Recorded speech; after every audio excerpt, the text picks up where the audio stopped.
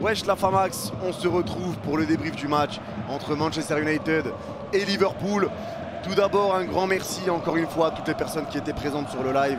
On s'est régalé, merci à vous tous. Merci à ceux qui mettront un like sur ce débrief et qui commenteront pour aider au référencement. Merci à vous et merci à ceux qui s'abonnent également.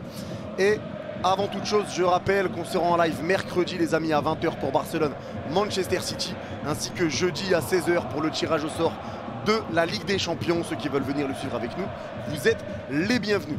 Maintenant, pour parler de ce match entre Manchester et Liverpool, alors honnêtement, je savais que Manchester allait gagner, je l'avais annoncé, c'était mon pronostic, j'avais dit que Manchester allait gagner parce que beaucoup de personnes ont enterré Manchester en disant que Liverpool allait gagner 5-0, 4-0, 3-0, mais en vérité Liverpool est aussi dans le mal, autant dans le mal que Manchester.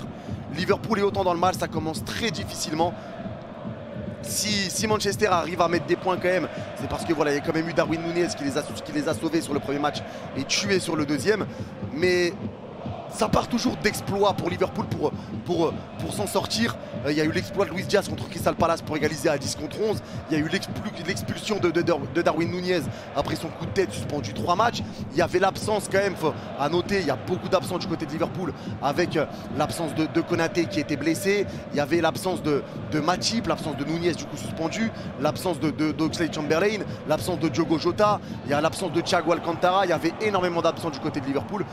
Et il a dû faire avec les moyens du bord Jürgen Klopp, mais ça n'a pas suffi. Ça n'a pas suffi.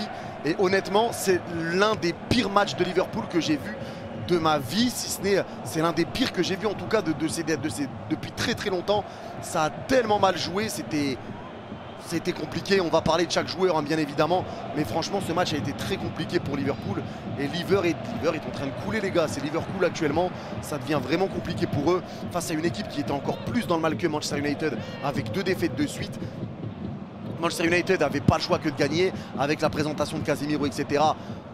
Ils devaient gagner, sinon c'était vraiment compliqué, 3 défaites de suite, ça aurait été vraiment la merde pour eux. Ils ont réussi à faire le taf, même si ça a surpris tout le monde. Cristiano Ronaldo n'était pas titulaire et il n'y avait pas non plus Harry Maguire. Alors on peut dire qu'il y a eu quand même des petits miracles hein, du côté de Manchester United avec une frappe de Bruno Fernandes qui a failli marquer contre son camp, ça a été dévié par Martinez sans le vouloir. Martinez qui a failli marquer contre son camp, ça a été arrêté par David De Gea. Il y a eu quand même des situations, des trucs où tu vois que Manchester n'est pas encore rassurant non plus. Mais Manchester a dominé ce match, après Liverpool a eu ses temps forts également, mais Manchester a fait ce qu'il fallait, quand il fallait et ça leur a permis de gagner ce match tranquillement. Mais là ça va devenir vraiment compliqué pour Liverpool. Et là honnêtement, je vais parler de chaque joueur, mais Alexander-Arnold a été dépassé dans ce match. Elanga l'a fracassé en première mi-temps.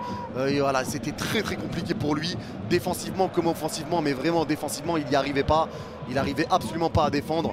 Joe Gomez, Van Dijk, ça a été très moyen, très fébrile également. Il y avait Martial qui a mangé Van Dijk tout au long du match quand il est rentré en deuxième mi-temps. C'est quand même assez fou. Vraiment Van Dijk, Gomez, ça a été très moyen. Robertson pour moi quand même, voilà, ça a quand même été pas mal. Milner a été horrible, atroce. Et dans ce genre de match, je comprends pas comment Jürgen Klopp ne peut pas faire de changements, les faire sortir, etc. Milner a été horrible dans ce match. Dégueulasse. En plus, il se permet de péter un câble sur Van Dijk sur le premier but de Jadon Sancho. Milner a été désastreux. Henderson a fait son match, Elliott a fait ce qu'il pouvait. Salah a été bon, Mohamed Salah a été bon. Maintenant, voilà, encore une fois, il ne peut pas tout faire tout seul. Ça a été compliqué quand il avait des ballons. Il les a bien utilisés, que ce soit pour déborder. Maintenant, Malacia face à lui a été extraordinaire aussi. Malacia a été exceptionnel. Mais voilà, Salah a réussi quand même de temps en temps à remporter ses duels, à remettre des bons ballons, des centres, etc. Salah a été vraiment bon. C'est d'ailleurs lui qui réduit l'écart. Diaz, une petite pile électrique comme on le connaît. Mais voilà, aujourd'hui ça n'a pas payé. Voilà, ça a été, voilà, il a touché quand même des ballons, il y a eu des petites situations, mais il a été beaucoup moins en vue que sur les derniers matchs de Liverpool. Mais le fond du problème pour moi de cette équipe, en plus de Milner qui a été vraiment désastreux, c'est Firmino. Les gars, Firmino dans cette équipe, c'est plus possible. C'est plus possible. Ça peut plus marcher à Liverpool. Firmino, c'est un désastre. À chaque fois qu'il joue, ça se passe mal. Il est mauvais, ça combine mal. Firmino, c'est terminé. C'est terminé, il y a eu la grande époque Sadio Mané, Firmino, Salah maintenant. sans Mané, on voit comment galère Liverpool. Et je pense que maintenant ils prennent conscience d'à quel point était important Sadio Mané au sein de l'équipe. Parce que vraiment il n'était pas respecté à Liverpool par rapport à Mohamed Salah, etc. C'est toujours Mohamed Salah qui était au max et il délaissait un petit peu Sadio Mané. Maintenant je pense aussi qu'il voit la réalité de qui était Sadio et de ce qu'il pouvait apporter à Liverpool. Mais la triplette Mané, Firmino, Salah n'existe plus. C'est terminé. Firmino n'a plus le niveau. Firmino n'a même plus le niveau pour jouer une minute pour moi avec Liverpool. C'est terminé. Il n'y a plus rien qui va. Maintenant, vous me direz s'il ne le met pas, il pouvait mettre qui? J'aurais mis Diaz en pointe et Carvalho à gauche. Voilà, le petit Carvalho pour moi est très très bon. D'ailleurs, c'est de lui que vient l'égalisation aussi. C'est lui qui frappe arrêt de Réa, tête de Salah. Le petit Carvalho aurait pu jouer, mais Firmino, voilà. Klopp a voulu jouer quand même sur le fait qu'ils se connaissent déjà, etc. Mais voilà, pour moi, Firmino, c'est mort. Ça peut plus aller. Ça peut plus aller. Et maintenant, pour Manchester United, il y a des choses à dire également. De Gea a fait un très très bon match. Il s'est rattrapé de sa boulette lors du match contre Brentford et de la défaite 4-0. Diogo Dalot a été très bon également sur le côté droit. Très bon match. Raphaël Varane, ça a été très compliqué. Franchement, ça me fait vraiment mal au cœur pour Varane de le voir jouer comme ça. Parce que Varane, ça devient vraiment vraiment dur pour lui. Très très dur. Martinez a fait plutôt un bon match malgré le but qu'il a marqué contre son camp. Il a été très solide devant sa défense. Malacia a été très très bon sur son côté gauche également. Eriksen, pour moi, c'est un top match au milieu de terrain. Il a été très bon, il a été remplacé après. Eriksen, pour moi, a fait un top match. McTominay, j'ai pas envie de dire flop, j'ai pas envie de dire top. Il a fait son match. Jadon Sancho a été très bon. Rashford a été transparent à mes yeux. Même s'il ramène le deuxième but, en tout cas sur la première mi-temps, Rashford a été transparent. Bruno, ça a été compliqué aussi. Après, il s'est bien battu. Il y a eu du bon comme du moins bon sur Bruno. Ça n'a pas été parfait à Manchester. Et c'est ça le pire, c'est que ça n'a pas été parfait et que ça a suffi à battre une équipe de pitre aujourd'hui. Je suis désolé pour les supporters de Liverpool, mais là, franchement, c'est un match de pitre qui a été fait. Les joueurs, ils n'ont rien respecté. Ils n'ont rien respecté. Et même Manchester, sans jouer vraiment très bien, les gars, a réussi à battre cette équipe et ça prouve que vraiment ça va être compliqué. Et le pire, c'est que beaucoup enterraient Manchester, 5-0 Liverpool. Ils pensaient que Liverpool était toujours au même niveau que l'année dernière, etc. Alors que même pour Liverpool, c'est très compliqué. Mais la vérité sur le terrain est tout autre chose. Et par contre, l'entrée de Martial, il a été très très bon déjà sur les matchs amicaux. Mais l'entrée de Martial a fait énormément de bien. Super match de la part d'Anthony Martial. Il a vraiment roulé sur Van Dijk. C'est lui qui a ramené le deuxième but d'ailleurs. 8 minutes après être rentré, il lance Rashford en profondeur sur une super passe. Vraiment, Martial a été très bon. Ronaldo est rentré à la 83e. Maguire n'a pas joué, le capitaine de cette équipe. Et justement, c'est là que je voulais en venir. Je ne veux pas que certains disent que Manchester joue mieux. Enfin, je ne veux pas. Il y en a beaucoup qui vont le dire et c'est ça qui me désole.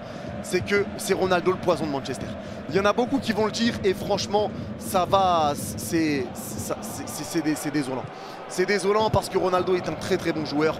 Maintenant, voilà, il peut être mal exploité. C'est pas Ronaldo qui utilise le corps de ses coéquipiers. Si ça joue mal avec lui, ça jouera mal sans lui. L'équipe, là, aujourd'hui, a gagné contre Liverpool, mais Liverpool a été très mauvais et United n'a pas été extraordinaire non plus. Mais voilà, il y en a beaucoup qui vont dire sans Ronaldo ça gagne, etc. Faut arrêter ces trucs-là. C'est des personnes qui sont nées hier, ils n'ont pas vu Ronaldo et Messi jouer et ils parlent, etc. Franchement, c'est désastreux. Après, je peux le comprendre pour des fans, qu'il y en a qui veulent que Ronaldo parte, etc. Mais voilà, à 36 ans, il a mis 18 buts en PL l'année dernière. C'est juste dommage. Mais dans ce cas-là, si c'est de la faute de Ronaldo, il y a une chose que je ne comprends pas avec Erik ten Hag, c'est Ronaldo qui souhaite partir. Et Ten Hag qui prend la parole en disant que non, il va rester, il compte sur lui dans ses plans de jeu, etc. Qui compte sur Ronaldo, mais il ne le met pas titulaire contre Liverpool. Alors il a besoin de Ronaldo pour jouer contre qui? Contre Brentford? Je comprends pas. Il y a deux salles, deux ambiances. Comment tu peux ne pas vouloir qu'il parte, mais ne pas le mettre dans des gros matchs comme ça? Je sais pas. Maintenant, vous me direz, ça a payé. United a gagné 2-1, donc bravo à eux.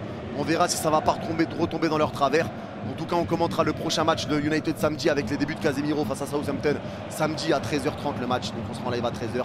Mais voilà, en tout cas, j'espère que ce débrief vous aura plu. N'hésitez pas vous à me dire ce que vous en pensez. Est-ce que Ronaldo doit rester partir également, ou est-ce que pour vous Ronaldo est le problème dans cette équipe? En tout cas, voilà. Merci à tous d'avoir suivi ce débrief. N'oubliez pas le like et l'abonnement. Prenez soin de vous. Bye bye.